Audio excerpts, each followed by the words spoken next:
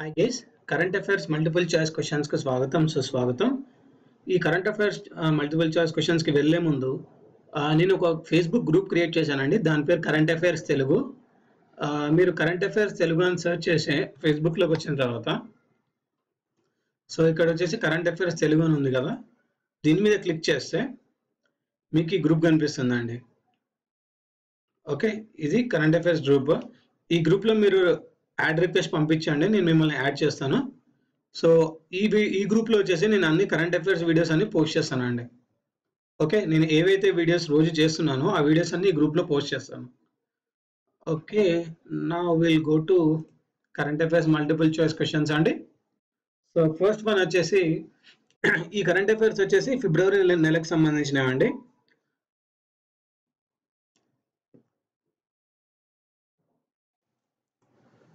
So first one వచ్చేసి ముంబై తీరానికి సమీపంలో ఉన్న ఎలిఫెంటా గుహలను ఎప్పటికీ పూర్తిగా విద్యుదీకరించాలని మహారాష్ట్ర ప్రభుత్వం నిర్ణయించింది.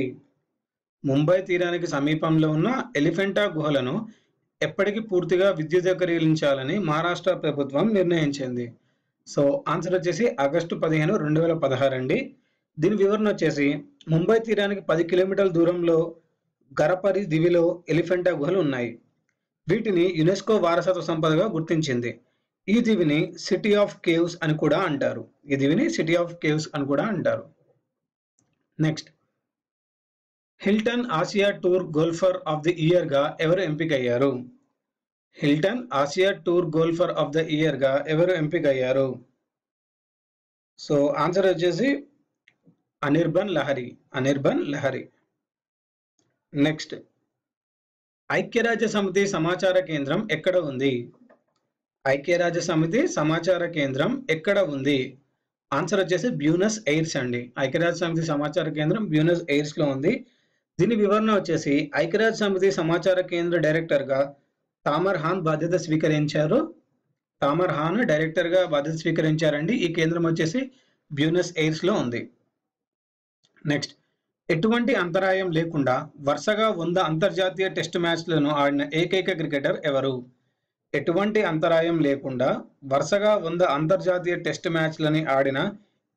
క్రికెటర్ ఎవరు? ఆన్సర్ వచ్చేసి బ్రెండన్ మెకల్లం అండి. వివరణ వచ్చేసి న్యూజిలాండ్ ఆటగాడు బ్రెండన్ మెకల్లం వరుసగా 100 టెస్టులు ఆడాడు. అలాగే దక్షిణాఫ్రికా ఆటగాడు ఏబీ డివిలియర్స్ వరుసగా 99 టెస్ట్ మ్యాచ్లు ఆడాడండి. నెక్స్ట్, కింది వాటిలో సౌర విద్యుత్ ద్వారా పనిచేసే మొదటి ఓడరేవు కాబోతుంది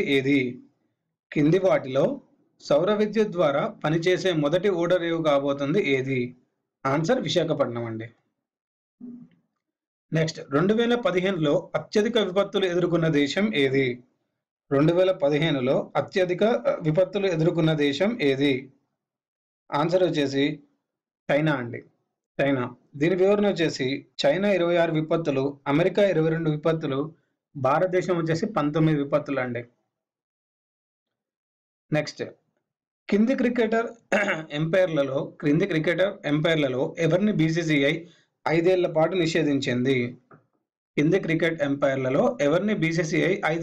నిషేధించింది? Answer Asad Rauf.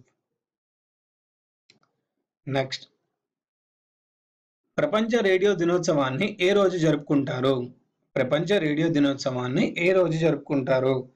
So answer వచ్చేసి ఫిబ్రవరి 13 అండి. ఫిబ్రవరి 13న ప్రపంచ రేడియో దినోత్సవాన్ని జరుపుకుంటారు.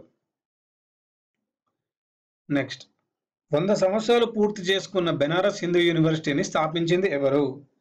100 సంవత్సరాలు పూర్తి చేసుకున్న బెనారస్ హిందూ యూనివర్సిటీని స్థాపించింది పండిట్ మదన్ మోహన్ మాలవియా. దీని వివరణ వచ్చేసి బెనారస్ హిందూ యూనివర్సిటీ శంకుస్థాపన వచ్చేసి 13 ఫిబ్రవరి 1916లో జరిగింది. దీన్ని వచ్చేసి ఈ యూనివర్సిటీని స్థాపించింది Pandit Madan Mohan Malaviya. Next, the energy and resources institute నూతన చైర్మన్ గా ఎవరు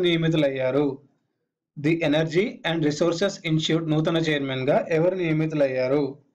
సో ఆన్సర్ వచ్చేసి